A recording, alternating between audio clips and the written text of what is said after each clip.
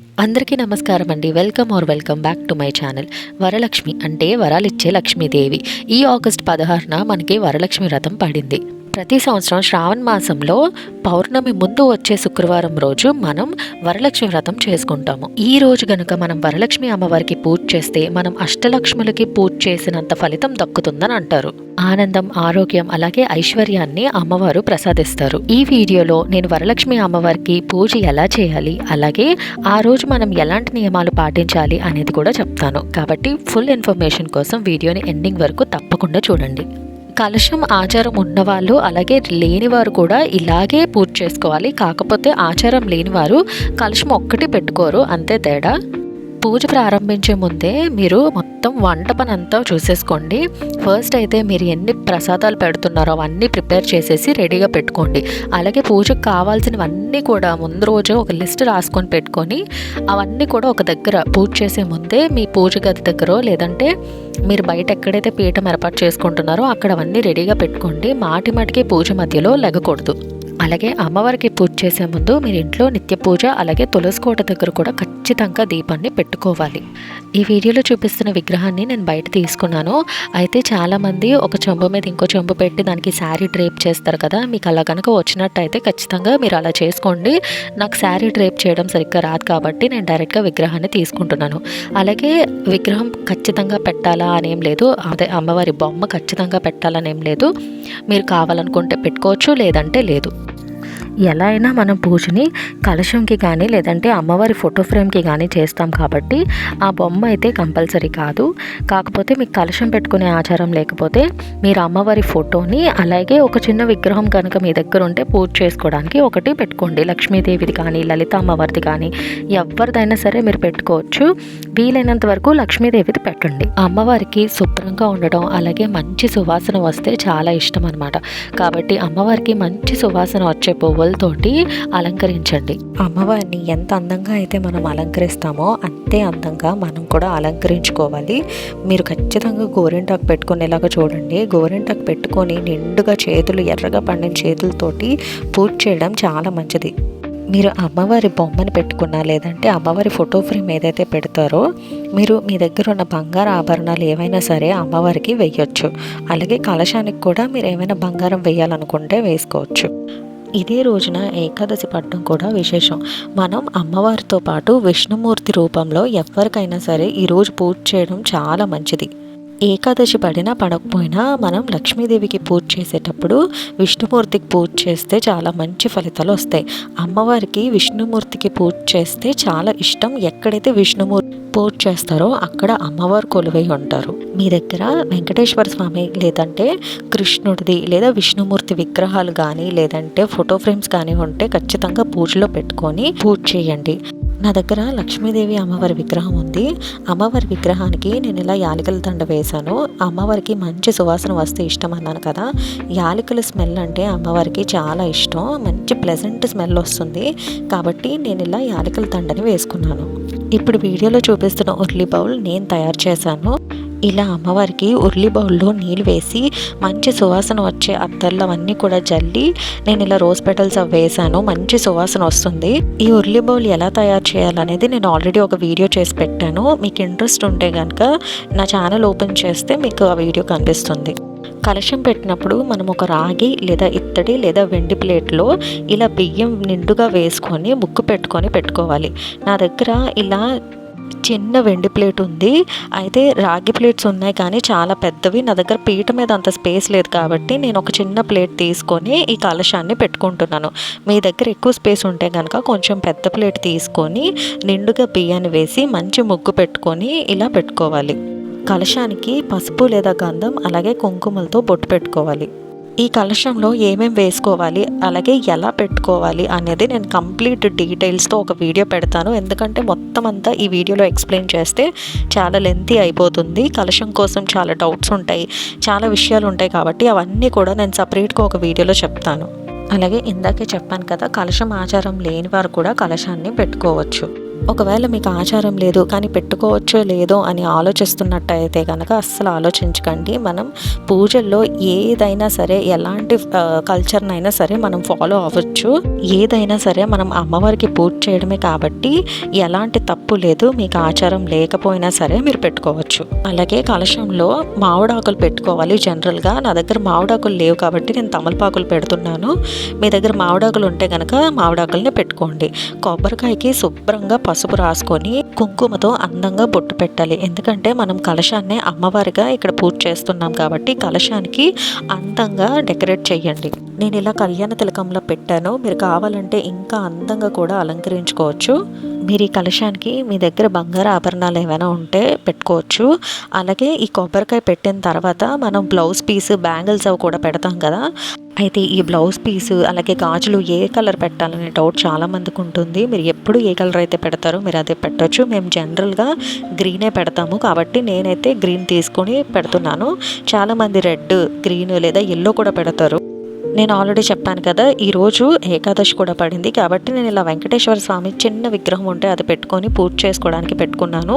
మీ దగ్గర కృష్ణుడు లేదా విష్ణుమూర్తి విగ్రహాలు కానీ ఫోటో ఫ్రేమ్స్ కానీ ఉంటే మీరు పెట్టుకోవచ్చు.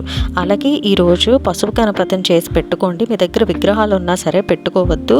మనం పసుపు గణపతిని పెట్టుకోవడమే మంచిది. ఇలా నేను పసుపు గణపతిని ఒక లింగం లాగా చేసి పెట్టుకున్నాను రౌండ్గా. మీరు కావాలనుకుంటే మీరు అందంగా వినాయకుడి షేప్ లాగా కూడా చేసుకోవచ్చు. మనం పూజ ప్రారంభించక ముందు మనకి డెకరేషన్కే చాలా టైం పడుతుంది. అందుకే మీకు ఏం కావాలన్నా సరే ముందు రోజే అన్నీ చూసి పెట్టుకోండి. కొంచెం టైం దీనికి మీరు కేటాయిస్తే కనుక నెక్స్ట్ డే పూజ చేయడానికి ఈజీగా ఉంటుంది. అలాగే చాలామందికి 9 ప్రసాదాలు చేసే అలవాటు లేదా ఆచారం ఉంటుంది కదా, కాబట్టి చాలా టైం పడుతుంది ఈరోజు పూజ చేయడానికి. కానీ మీరు ఎంత టైం పట్టినా సరే మనం 6కి పూజ ప్రారంభిస్తేనే మంచిది. కాబట్టి వీలైనంత వరకు 6కి మీరు పూజ ప్రారంభించేలాగా చూడండి. పూజ ప్రారంభించడం అంటే మనం కూర్చొని కనీసం విఘ్నేశ్వరుడికి దీపాన్నైనా పెట్టుకుంటే మనం ఇంకా పూజ స్టార్ట్ చేసేసినట్టే. అంత తొందరగా స్టార్ట్ చేస్తే మీరు వర్కింగ్ ఉమెన్ అయినా సరే మీ పూజ తొందరగా అయిపోతుంది. మీరు మీ వర్క్కి కూడా హ్యాపీగా వెళ్ళిపోవచ్చు. అంత ఈజీ కాదు అని నాకు తెలుసు. చాలా కష్టం. ఇంట్లో పనులు అలాగే అరేంజ్మెంట్స్, నెక్స్ట్ పూజకు చాలా టైం పడుతుంది. కానీ మీరు ఆ టైంకి చేస్తేనే మనకు అంత మంచి ఫలితం అనేది వస్తుంది. ఉర్లి బౌల్ని నేను ఇలా అందంగా అరేంజ్ చేసుకుంటున్నాను. మీ దగ్గర ఉర్లి బౌల్ ఉంటే కనుక ఖచ్చితంగా పెట్టుకోండి. పూజలో డెకరేషన్ కనుక అందంగా ఉంటే మనకు ఒక సాటిస్ఫాక్షన్ వస్తుంది. అలాగే చాలా పీస్ఫుల్గా కూడా ఉంటుంది. అందుకే ఎప్పుడైనా పూజలో అందంగా డెకరేషన్ అవన్నీ చేసినప్పుడు ఆ ఫ్లవర్స్ స్మెల్కి అలాగే మనకు ఆ లుక్ చూడడానికి కూడా చాలా పీస్ఫుల్గా అనిపిస్తుంది. అందరికీ తెలిసిన విషయమే వరలక్ష్మి వ్రతం అంటే మనం ఖచ్చితంగా కామాక్షి దీపంలోనే దీపం పెడతాము. అయితే ఇలా నేను కామాక్షి దీపానికి ఫ్లవర్స్ పెట్టి అందంగా డెకరేట్ చేసుకున్నాను. మీ దగ్గర కామాక్షి దీపం ఉంటే కనుక ఖచ్చితంగా పెట్టుకోండి. విష్ణుమూర్తికి తులసి అంటే చాలా ఇష్టమైన విషయం తెలిసిందే కదా, అందుకే నేను తులసిని విష్ణుమూర్తికి పెడుతున్నాను. ఇంకా అన్నిటికంటే ముఖ్యమైనది వరలక్ష్మి వ్రతం కథ బుక్. ఆ బుక్ ఖచ్చితంగా ఉండాలి. ఎందుకంటే మనకు అందులో ఆ రోజు చదవాల్సిన మంత్రాలు అవన్నీ కూడా ఉంటాయి. అలాగే వ్రతం యొక్క కథ కూడా ఉంటుంది. ఆ కథని ఖచ్చితంగా అందరూ కూడా ఆ రోజు వినాలి. మీ కుటుంబం అంతా కూడా పూజ చేసేటప్పుడు కూర్చొని ఒకరి కథ చదివితే మిగతా వారందరూ కూడా వినండి. వీలైనంత వరకు ఫ్యామిలీ అంతా కూర్చొని పూజ చేసుకుంటే చాలా మంచిది. మీకు వీలైనంత వరకు కుదుర్చుకునేలాగా చూడండి. శివుడు సౌభాగ్యాలు కలిగి ఉండే వరం ఒకటి పార్వతీదేవికి ఇస్తారు. అయితే ఒకసారి శివుడు కైలాసంలో అలా కూర్చొని ఉండగా పార్వతీదేవి వచ్చి శివుడికి అడుగుతారు, దేవా, లోకంలో స్త్రీలు ఎటువంటి వ్రతాన్ని చేస్తే సకల సౌభాగ్యాలు కలిగి ఉంటారు అని పార్వతీదేవి శివుడిని అడుగుతారు. సకల సౌభాగ్యాలు, సంతానం అలాగే సుఖ సంతోషాలతో ఉండేలాగా ఒక వ్రతం చెప్పండి అని అడుగుతారు. అప్పుడు శివుడు స్త్రీలకు సౌభాగ్యం అలాగే సంతానం కలిగే వ్రతం ఒకటి ఉంది, అదే వరలక్ష్మి వ్రతం అని పార్వతీదేవికి చెప్తారు. అప్పుడు పార్వతీదేవి ఈ వ్రతం ఎలా చేయాలి అలాగే ఏ దేవతని పూజించాలి అని అడుగుతారు. శివుడు శ్రావణ మాసంలో శుక్లపక్ష పౌర్ణమి ముందు వచ్చే శుక్రవారం రోజు ఈ వ్రతాన్ని చేయాలని చెప్తారు. పార్వతీదేవి పూజ కోసం ఇంకా పూర్తిగా చెప్పమని అడుగుతారు. అప్పుడు శివుడు పూర్తి కథని చెప్తారు. అప్పుడు శివుడు ఇలా చెప్తారు, పూర్వం మగధ దేశంలో కుండిన అనే ఒక పట్టణం ఉండేది. ఆ ఊర్లో అందరి ఇళ్ళ యొక్క గోడలు బంగారంతో తయారై ఉంటాయి. అదే ఊర్లో చారుమతి అనే ఒక ఆవిడ ఎప్పుడూ తన పతియే ప్రత్యక్ష దైవం అని చెప్పి పతికి పూజిస్తూ ఉదయాన్నే లేచి స్నానం చేసి పూజలు చేయడం, అత్త మామలకు సేవ చేసి ఓర్పుతో ఇంటి పని అంతా కూడా తనే చేసుకునేది. అందరితో చాలా నెమ్మదిగా ఓర్పుగా మాట్లాడుతూ అందరితో మంచిగా ఉంటుంది. లక్ష్మీదేవి ఆమెను చూసి ఎంతో ముచ్చటపడి ఆమెకి కళ్ళు ప్రత్యక్షమవుతారు. ప్రత్యక్షమయ్యి అమ్మవారు ఇలా చెప్తారు, శుక్లపక్షంలో వచ్చే పౌర్ణమి ముందు శుక్రవారం రోజు నాకు వ్రతం చేస్తే నీకు ఎటువంటి వరాలైనా ఇస్తాను అని చెప్పి అంటారు. చారుమతి ఈ కళ గురించి వాళ్ళ అత్త మామలకి అలాగే భర్తకు కూడా చెప్తుంది. వాళ్ళు కూడా అంగీకరించి ఆ వ్రతం చేయమని చెప్తారు. చారుమతి అనుకున్నట్టే ఆ రోజు సూర్యోదయంకి ముందే లేచి తలకు స్నానం చేసి పూజకి సిద్ధపడుతుంది. అలాగే చుట్టుపక్కల ఉన్న స్త్రీలు కూడా పూజ చూడడానికి చారుమతి ఇంటికి వస్తారు. ఒక కలశాన్ని పెట్టి అందులోకి అమ్మవారిని ఆవాహన చేస్తారు. షోడశోపచారాలు పూజ చేసి 9 నవరాత్రులు ఉన్న తోరణాన్ని కుడి చేతికి కట్టుకుంటారు. అలాగే అమ్మవారికి అనేక రకమైన పిండి వంటలు నైవేద్యాలు వండి పెట్టి ప్రసాదంగా పెడతారు. ఆ రోజు ఆ పూజలో ఉన్న స్త్రీలందరికీ ఒక్కసారిగా బంగారం అలాగే ఐశ్వర్యం అంతా కూడా కలిసి వస్తుంది. చారుమతి కూడా చాలా సంతోషిస్తుంది. అలాగే చివరిగా అందరికీ కూడా వాయినాలు ఇచ్చి సెలవు అడుగుతుంది. అప్పటి నుంచి ఆచారంగా ప్రతి సంవత్సరం కూడా వరలక్ష్మి వ్రతాన్ని తప్పకుండా అందరూ కూడా చేసేవారు. అలా శివుడి పార్వతికి ఈ కథ చెప్తారు. ఇంకా సౌభాగ్యం సంతానం కలగాలంటే ఈ వరలక్ష్మి వ్రతాన్ని చెయ్యాలి అని చెప్పి చెప్తారు. ఇదే వరలక్ష్మి వ్రతం కథ ఆ బుక్లో ఉంటుంది కదా, ఇంకా డీటెయిల్డ్గా ఉంటుంది. మీరు ఆ రోజు అది ఖచ్చితంగా చదవండి. అలాగే ఇప్పుడు నేనైతే కొంచెం మీకు ఐడియా రావడానికి మనం వరలక్ష్మి వ్రతం ఎందుకు చేస్తామనేది తెలుసుకోవాలి కాబట్టి ఇలా చెప్తున్నాను. అమ్మవారికి ఇష్టమైనవన్నీ కూడా మీరు ఆ రోజు పూజలో పెట్టండి. మీ దగ్గర అయితే ఏవేవి ఉన్నాయో అవన్నీ కూడా మీరు పూజలో పెట్టుకోవచ్చు. నా దగ్గర చిట్టి గాజులు మాల ఉంది, అది నేను పెట్టుకుంటున్నాను. నెక్స్ట్ చిట్టి గాజులు ఉన్నవి కూడా మీరు అమ్మవారి దగ్గర పెట్టుకోవచ్చు, విడివిడిగా ఉన్నవి, లేదా మాల కానీ ఇవన్నీ కూడా పెట్టుకోవచ్చు. నెక్స్ట్ లక్ష్మీదేవి గవ్వలు, కుబేర గవ్వలు కానీ లేదా కాయిన్స్ ఉంటాయి కదా, అవి కూడా పెట్టుకోవచ్చు. గులివింద గింజలు, తామర గింజలు, ఇవన్నీ కూడా చాలా మంగళకరమైన వస్తువులు. లక్ష్మీదేవి ముందు ఇవన్నీ పెట్టుకొని వీటితో కనుక మనం పూజ చేస్తే చాలా మంచిది. కాబట్టి మీ దగ్గర ఇవి ఏవైతే ఉన్నాయో అవన్నీ కూడా మీరు అమ్మవారి ముందు చిన్న చిన్న కుండల్లో కానీ లేదా మీ దగ్గర ఏమైనా సిల్వర్ కప్స్ ఏమైనా ఉంటే వాటితో అమ్మవారి ముందు పెట్టుకోండి. అమ్మవారికి పూజ స్టార్ట్ చేసే ముందు మనం వినాయకుడితోనే కదా ప్రారంభించాలి. కాబట్టి ముందుగా ఓం గం గణపతియే నమః అని అనుకొని విఘ్నేశ్వరుడికి దీపం పెట్టుకోండి. శుక్లాం భరద్రం విష్ణు అనే మంత్రాన్ని చదువుతూ లేదంటే ఓం గం గణపతియే నమః అని 108 సార్లు చదువుతూ విఘ్నేశ్వరుడికి పూజ చేసుకోండి. అక్షంతలతో పూజ చేసుకోవాలి. అలాగే బెల్లాన్ని నైవేద్యంగా పెట్టండి. ఇవే కాకుండా మీరు ఫ్రూట్స్ ఏమైనా తెచ్చినట్టయితే అవి కూడా స్వామి దగ్గర పెట్టండి. అలా మంత్రం చదివి పూజ చేసుకున్న తర్వాత ధూపం ఇచ్చి హారతి ఇవ్వండి. ఇక్కడతో విఘ్నేశ్వరుడి పూజ అయిపోతుంది. తర్వాత మనం అమ్మవారికి పూజ స్టార్ట్ చేయాలి.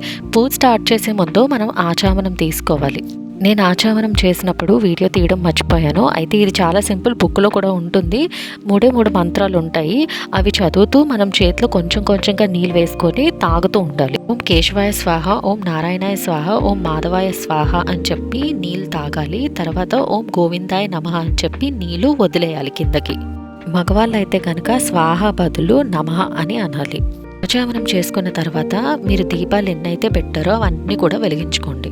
కలశం మీద చేయి పెడుతూ కొన్ని మంత్రాలు చదవాలి. అలాగే అమ్మవారికి ప్రాణప్రతిష్ఠ ఎలా చేయాలి అనేది కూడా ఆ మంత్రాలు అవన్నీ కూడా ఆ బుక్లోనే ఉంటాయి. మీకు షోడశోపచారాలు వచ్చినట్టయితే కనుక అలాగే ఆ ప్రొసీజర్ని ఫాలో అవ్వండి. లేదంటే మీరు పంచోపచారాలు కూడా చేసుకోవచ్చు. సింపుల్గా ఆ బుక్లో ఉన్నవి కనుక ఫాలో అయితే ఈజీగా స్టెప్ బై స్టెప్ ఎలా చేయాలనేది క్లియర్గా ఉంటుంది. అయితే బుక్లో చాలా మంత్రాలు ఉంటాయని చెప్పాను కదా, ప్రాణప్రతిష్ఠకు గాను. ఇలా ఈ పూజ చేసినంతసేపు చాలా మంత్రాలు ఉంటాయి. మీకు అవన్నీ చదవడానికి అవ్వదు లేదా రాదు అని అనుకుంటే కనుక మీరు మామూలుగా కూడా పూజ చేసుకోవచ్చు. దీపం పెట్టిన తర్వాత అమ్మవారికి కుంకుమ పూజ లేదంటే మీరు మీ దగ్గర ఏవైతే మీరు అమ్మవారికి ఇష్టమైనవి అవన్నీ పెట్టుకున్నారో వాటితో పూజ చేసుకుంటూ వరలక్ష్మి అష్టోత్తర శతనామవల్లి కానీ లేదా లక్ష్మీ అష్టోత్తరం కానీ ఇంకేమైనా సరే అమ్మవారి పూజకు సంబంధించి మంత్రాలు చదువుకుంటూ మీరు పూజ చేసుకోవాలి. అలాగే అమ్మవారి దగ్గర ఖచ్చితంగా పసుపు కుంకుమ కూడా పెట్టుకోండి. ఇలా దీపాలన్నీ వెలిగించుకున్న తర్వాత ముందుగా నేను వెంకటేశ్వర స్వామికి పూజ ప్రారంభిస్తాను. స్వామి ఎక్కడ ఉంటారో అమ్మవారు కూడా అక్కడే ఉంటారు. కాబట్టి ముందుగా వెంకటేశ్వర స్వామికి నేను పూజ చేసుకుంటున్నాను. మీకు కనుక వీడియో కొంచెం లెంతీగా లేదా స్లోగా అనిపిస్తే కొంచెం స్పీడ్లో పెట్టుకోండి. 1.5x కానీ 2xలో కానీ పెట్టుకొని వింటే మీకు కొంచెం ఫాస్ట్గా వీడియో కంప్లీట్ అవుతుంది. అలాగే అమ్మవారి బొమ్మ ఫేస్ ఉంది కదా, అది నేను 145 రూపీస్కి ఎంతకో కొన్నాను. బాగా డెకరేట్ చేసున్న ఫేస్ వచ్చేసి 650కో 700కో ఉంది. అయితే ప్రైస్ రేంజ్ చాలా ఎక్కువ ఉంది దాన్ని. అయితే అందరూ అంత కాస్ట్లీది ఎఫర్ట్ చేయలేరు కదా. నేను ఈ 145 రూపీస్ది తీసుకొచ్చుకున్నాను. ఆ అమ్మవారి ఫేస్ ఏదైతే ఉందో దానికి నేను నీట్గా డెకరేట్ చేసి చాలా తక్కువ కాస్ట్లో ఎలా మనం ఆ లుక్ని రీక్రియేట్ చేయొచ్చు అనేది నేను ఒక వీడియో చేసి పెడతాను. డెఫినెట్గా అందరూ దాన్ని చెక్ చేయండి, మీకు యూజ్ అవుతుంది. ఇంకా నైవేద్యాలు ఏవైతే మీరు అన్ని చేసి పెట్టుకున్నారో అవన్నీ కూడా ఒక అరిటాకు మీద పెట్టుకోండి వీలైనంత వరకు. అరిటాకుల్లో భోజనం తింటే చాలా మంచిది, ఈ విషయం అందరికీ తెలిసిందే. అలాగే మనం ఇంత పెద్ద పూజ చేస్తున్నాం కాబట్టి పద్ధతిగా అరిటాకు మీద కానీ ప్రసాదాలు ఏవైతే ఉన్నాయో అవన్నీ పెడితే చాలా బాగుంటుంది. నైవేద్యాలు అన్నీ పెట్టిన తర్వాత కొంచెం నీళ్ళు చల్లి అమ్మవారికి అలాగే స్వామివారికి కూడా సమర్పించండి. అయితే నైవేద్యాల్లో నేను వడపప్పు బెల్లాన్ని అలాగే పానకం ఇంకా చక్కెర పొంగలి కూడా చేశాను. అలాగే నా దగ్గర ఫ్రూట్స్ ఉంటే అవి కూడా తెచ్చి పెట్టుకున్నాను. మెయిన్గా పానకం ఎందుకు పెట్టానంటే వెంకటేశ్వర స్వామికి పానకం ఇష్టమైన విషయం తెలిసిందే కదా. అలాగే చక్కెర పొంగలి వెంకటేశ్వర స్వామి గుళ్ళల్లో ఇస్తారు, అలాగే అమ్మవారి గుడిలో కూడా ప్రసాదంగా ఇస్తారు. ఇద్దరికి ఇష్టమైనవి కాబట్టి నేను ఈ నైవేద్యాలని పెట్టాను. మీరు ఏవైతే 9 నైవేద్యాలు చేశారో లేదా 3, 5 ఎన్నైతే చేశారో అవన్నీ కూడా ఇక్కడ పెట్టుకోండి. చాలామంది ఏకాదశి ఉపవాసం ఉండాలని అనుకుంటారు కదా. అయితే ఏకాదశి ఉపవాసం ఉండి కూడా మీరు వరలక్ష్మి వ్రతం పూజ చేయొచ్చు. అలాగే కొంచెం ప్రసాదాన్ని తీసుకొని మీరు వాయినాలు అవి కూడా ఇవ్వచ్చు. ఎలా అంటే ఇప్పుడు నేను ఇక్కడ పెట్టిన పానకాన్నే మనం ప్రసాదంగా తీసుకోవచ్చు. పానకం ఎలాగో వాటర్ అలాగే బెల్లమే కాబట్టి మనం తాగొచ్చు. మీరు ఉపవాసం ఉంటూ కూడా ఈ పానకాన్ని తాగి మిగతా ప్రసాదాలు మీ ఇంట్లో వారందరికీ పెట్టి మీరు వాయినాలు ఇచ్చి మీ పూజను అయితే పూర్తి చేసుకోవచ్చు. మేము ఎప్పుడూ కూడా 1 లేదా 3 ప్రసాదాలే పెడతాము. మీకు 9 ప్రసాదాలు పెట్టే ఆచారం ఉంటే కనుక మీరు పెట్టుకోండి. కానీ అన్ని ప్రసాదాలు చేస్తే మాకు చాలా టైం పట్టేస్తుంది కాబట్టి మేము ఎప్పుడు పూజ చేసినా సరే ఇలా సింపుల్గా 3 లేదా 1 పెడతాము. నైవేద్యాలు సమర్పించిన తర్వాత వెంకటేశ్వర స్వామి పూజ స్టార్ట్ చేస్తున్నాను. గోవింద నామాలు లేదంటే వెంకటేశ్వర అష్టోత్తరం చదువుతూ ఇలా మీరు వెంకటేశ్వర స్వామికి పూజ చేసుకోండి. మీకు మంత్రాలు చదవడం రాకపోతే కనుక మీరు వింటూ కూడా పూజ చేసుకోవచ్చు. అయితే నేను ఇలా అక్షంతలతో పూజ చేస్తున్నాను కదా, మీరు పచ్చకర్పూరంతో కూడా పూజ చేసుకోవచ్చు. ఆ పచ్చకర్పూరం అంతా కూడా మీరు ఎప్పుడైనా తిరుపతి వెళ్తే అక్కడ వెలిగించుకోవచ్చు. ఇవి దాచిపెట్టుకొని లేదంటే దగ్గరలో ఏదైనా వెంకటేశ్వర స్వామి గుడి ఉంటే అక్కడైనా సరే మీరు వెలిగించేసుకోవచ్చు. ఇలా అమ్మవారి వ్రతకల్పము అని చెప్పి ఒక బుక్ ఉంటుంది, చెప్పాను కదా. ఈ బుక్ అయితే ఖచ్చితంగా పూజ చేసుకున్నప్పుడు ఉండాలి. అందులో ఉన్న మంత్రాలు అవన్నీ కూడా చదువుతూ ముందు కలశానికి అలాగే అమ్మవారికి కూడా పూజ చేసుకోవాలి. అమ్మవారికి కుంకుమ లేదంటే తామర గింజలు, గులివింద గింజలు లేదా లక్ష్మీ గవ్వలతో మీరు పూజ చేసుకోవచ్చు. ఇలాగా వరలక్ష్మి శతనామవల్లి అని ఉంది కదా, ఇవన్నీ కూడా చదువుతూ పూజ చేయాలి. మీకు ఇంకా టైం ఉందంటే కనుక లక్ష్మీదేవి అష్టోత్తరం కూడా చదువుకోండి. మీరు కలశానికి అలాగే విగ్రహం ఏమైనా ఉంటే విగ్రహానికి కూడా పూజ చేసుకోవచ్చు. ఇవేవి లేవనుకుంటే అమ్మవారి ఫోటో ఫ్రేమ్కి మీరు పూజ చేసుకోవచ్చు. దీపాలని కుదిరితే ఆవు నెయ్యితో లేదంటే నువ్వుల నూనెతో పెట్టుకోండి. అమ్మవారిని ధ్యానిస్తూ ఇలా పూజనైతే పూర్తి చేసుకోవాలి. ఓం ప్రాకృత్యాయ నమః, ఓం వికృత్యాయ నమః, ఓం విద్యాయ నమః, ఓం సర్వభూత హితప్రదాయై నమః, ఓం శ్రద్ధాయై నమః, ఓం విభూతయై నమః, ఓం సురభయై నమః, ఓం పరమాత్మికాయై నమః, ఓం వాసై నమః, ఓం పద్మాలయాయై నమః, ఓం పద్మాయై నమః, ఓం సుషాయై నమః, ఓం వాహాయై నమః, ఓం స్వాధ్యాయై నమః, ఓం సుధ్యాయై నమః, ఓం ధ్యానాయై నమః, ఓం హిరణ్మయై నమః, ఓం లక్ష్మయై నమః. అమ్మవారి విగ్రహానికి నేను పంచామృతాలతో పూజ చేస్తున్నాను. ఈరోజు పంచామృతాలతో పూజ చేయడం చాలా మంచిది. మీరు ఇలా పంచామృతాలని కలిపి అభిషేకం చేసుకోవచ్చు, లేదంటే విడివిడిగా ఒక్కొక్కటి వేసుకొని కూడా అభిషేకం చేసుకోవచ్చు. పంచామృతాల్లో పాలు, పెరుగు, నెయ్యి, పంచదార లేదంటే బెల్లం అలాగే తేనెని కలిపి వేస్తారు. మీరు ఇలా పంచామృతాలతో అభిషేకం చేస్తూ కూడా వరలక్ష్మి అమ్మవారి అష్టోత్తరం శతనామవల్లి చదువుకోవచ్చు, లేదంటే మామూలుగా అయినా మీరు ఈ అభిషేకాన్ని చేసుకోవచ్చు. తర్వాత నీళ్ళతో కడుక్కొని మళ్ళీ పసుపు కుంకుమ పెట్టుకోవాలి అమ్మవారికి. నేను కొబ్బరాకుతో చిలకం చేశాను, కనిపిస్తుంది కదా వీడియోలోని. అవి డెకరేషన్కి అని చెప్పేసి పెట్టాను. ఒకటి మిగిలితే ఇలా అమ్మవారి దగ్గర కూడా నేను పెట్టుకున్నాను. అభిషేకం చేసిన తర్వాత నేను అమ్మవారికి తాంబూలం పెడుతున్నాను. అయితే తాంబూలం అనగానే 3 తమలపాకుల మీద 2 చెక్కలు పెట్టేసి ఇచ్చేస్తున్నారు కదా, అలా ఇవ్వకూడదని నాకు రీసెంట్గానే తెలిసింది. అయితే ఎలా ఈ తాంబూలం చెయ్యాలి అనేది నేను ఒక సపరేట్ వీడియో చేసి పెట్టాను. చాలా సింపుల్గా ఉంది అండ్ దాని వెనుకున్న కాన్సెప్ట్ కూడా నాకు చాలా నచ్చింది. హెల్త్కి కూడా ఇది చాలా మంచిది. దీన్నే మహాతాంబూలం అని అంటారు. మనం ఎప్పుడు పూజ చేసినా సరే ఈ మహాతాంబూలాన్నే పెట్టాలి. అయితే 3 తమలపాకులు తీసుకొని నేను కొంచెం సున్నం రాసుకుంటున్నాను. సున్నం రాసుకున్న తర్వాత నేను ఆల్రెడీ తయారు చేసి పెట్టుకున్న పౌడర్ వేసుకొని కొంచెం పచ్చకర్పూరం వేసుకొని చిలక చుట్టినట్టు చుట్టుకోవడం వస్తే కనుక మీరు అలా చుట్టుకోవచ్చు, లేదంటే మామూలుగా ఫోల్డ్ చేసి ఈ అమ్మవారికి అయితే ఈ తాంబూలాన్ని పెట్టాలి. ఈ తాంబూలం ఎలా చేయాలనేది ఫుల్ ప్రాసెస్తో నేను వీడియో చేసి పెట్టాను. నేను మీకు వీలైతే ఎండ్ కార్డ్స్లో ఇస్తాను, లేదంటే మీరు నా ఛానల్ ఓపెన్ చేసి చూస్తే వీడియో కనిపిస్తుంది. ఒక్క వరలక్ష్మి వ్రతం కానీ కాదు, మనం ఏ పూజ చేసినా సరే తాంబూలం ఇలానే ఇవ్వాలంట. అలాగే మీరు పేదవులకి తాంబూలం ఇస్తారు కదా, అప్పుడు కూడా ఇలాగే తాంబూలంని చేసి ఇవ్వాలి. అమ్మవారి దగ్గర పెట్టిన ఈ మహాతాంబూలాన్ని ఆ మరుసటి రోజు మీరు అలాగే మీ భర్త కూడా కలిసి తినండి. ఈ మహాతాంబూలం కోసం నేను గరికపాటి గారి ప్రవచనాలు చెప్తున్నప్పుడు విన్నాను.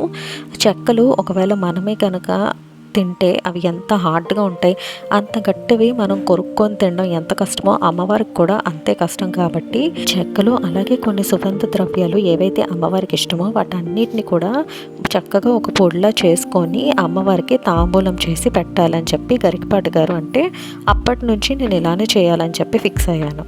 ఈ వరలక్ష్మి వ్రతంకి అందరూ కూడా ఈ మహాతాంబూలాన్నే పెట్టండి. ఇలా దీంతో పాటు మీరు చీర ఏమైనా పెట్టాలనుకుంటే వాటిని, అలాగే పళ్ళు, అరటి పళ్ళు ఇంకేమైనా పెట్టాలనుకుంటే కూడా ఇలా ఇవన్నీ కలిపి అమ్మవారికి తాంబూలంగా పెట్టేయచ్చు. తర్వాత మంగళహారతి ఇవ్వాలి. అయితే ఎలాగో ముందుగా విఘ్నేశ్వరుడికి మంగళహారతి ఇచ్చేసాం కాబట్టి వెంకటేశ్వర స్వామికి తర్వాత అమ్మవారికి హారతి ఇవ్వండి. మీరు కలశం, విగ్రహం లేదా ఫోటో ఫ్రేమ్, బొమ్మ కానీ ఏవైతే పెట్టుకున్నారో వాటన్నిటికీ కూడా చక్కగా హారతి ఇవ్వండి. హారతి ఇచ్చేసిన తర్వాత మీ దగ్గర మంచి సువాసన వచ్చే అత్తర్లు కానీ లేదంటే జవ్వాది పౌడర్ కానీ ఉంటే అమ్మవారి మీద చల్లండి. అలాగే వెంకటేశ్వర స్వామి మీద కొంచెం కొంచెంగా చల్లండి. అమ్మవారి విగ్రహం మీద అలాగే కలశం, ఫోటో ఫ్రేమ్ ఏవైతే మీరు పెట్టుకున్నారో వాటన్నిటి మీద కూడా కొంచెం కొంచెంగా పౌడర్ చల్లాలి. అలాగే వెంకటేశ్వర స్వామి మీద కూడా వెయ్యండి. నేను కొంచెం కస్తూరి కూడా తీసుకున్నాను. వెంకటేశ్వర స్వామికి చాలా ఇష్టమైనవి, వాటినన్నింటినీ కూడా నేను వెంకటేశ్వర స్వామికి పోస్తున్నాను. ఇంకా ముఖ్యమైనది ఏంటంటే ధూపం. అమ్మవారికి ధూపం అంటే చాలా ఇష్టం. అయితే బొగ్గులతో కాకుండా ఆవు పిడకలతో వేయడం చాలా మంచిది. ఎందుకంటే అసలు మనం పూజ ఎక్కడైతే చేసుకుంటున్నామో మనం పీఠం ఏర్పాటు చేసుకునే ముందు అక్కడ ఆవు పేడతో శుభ్రంగా అలుక్కోవాలి. కానీ ఈ రోజుల్లో ఇళ్లల్లో మనమైతే ఆవు పేడ తెచ్చి అలుక్కోలేం కాబట్టి ఆవు పేడతో కనీసం ఇలా ధూపమైన అమ్మవారికి వెయ్యండి అని చెప్పేసి నేను చెప్తున్నాను. అలాగే ధూపం వేసే ముందు మీరు ఆ ధూపంలో కొంచెం యాలకులు అలాగే లవంగాలు వేసుకుంటే అమ్మవారికి ఇష్టమైన సువాసన. ఇవి అమ్మవారికి చాలా ఇష్టం కాబట్టి మంచి వాసన వస్తుంది. అలాగే ఆవు పిడకలు అమ్మవారికే కాదు మనకు కూడా చాలా మంచివి. ఇంట్లో ఎలాంటి నెగిటివ్ ఎనర్జీ ఉన్నా సరే పోతుంది. అలాగే దోమలు, ఈగలు వంటివి కూడా ఈ సీజన్లో చాలా ఎక్కువ ఉంటాయి కాబట్టి అలాంటివి కూడా పోతాయి. అమ్మవారికి ధూపం ఇచ్చిన తర్వాత ఇల్లంతా కూడా ధూపం వేసి అలాగే మీ దేవుడి గదిలో కూడా శుభ్రంగా ధూపం వేసుకోండి. ధూపం ఇచ్చేసిన తర్వాత మీరు ముత్తైదులను ఎవరినైతే పిలుచుకున్నారో వాళ్ళకి వాయినాలు, తాంబూలాలు అవన్నీ కూడా ఇచ్చేసి పూజనైతే కంప్లీట్ చేసుకోవచ్చు. మీరు ఏకాదశి ఉపవాసం చేసినట్టయితే కనుక పానకం లాంటివి ఏమైనా తాగి వాళ్ళకి వాయినాలు ఇవ్వండి. లేదంటే మీరు ఏవైతే ప్రసాదాలు అమ్మవారికి పెట్టారో వాటిలో ఏమైనా సరే కొంచెం తీసుకొని వారికి కూడా ఇచ్చి ముత్తైదువులకి తర్వాత మీరు వాళ్ళకి వాయినాలు ఇవ్వచ్చు. మీకు ఈ వీడియో నచ్చినట్టయితే డెఫినెట్గా లైక్ చేయండి. ఇంకా నేను వరలక్ష్మి వ్రతం పూజకు సంబంధించిన వీడియోస్ అన్నీ పెడతాను. ఆ అప్డేట్స్ కోసం నా ఛానల్ని సబ్స్క్రైబ్ చేసుకోండి అండ్ బెల్ ఐకన్ క్లిక్ చేస్తే నేను ఎలాంటి వీడియోస్ పెట్టినా మీకు నోటిఫికేషన్స్ వస్తాయి. Thank you for watching.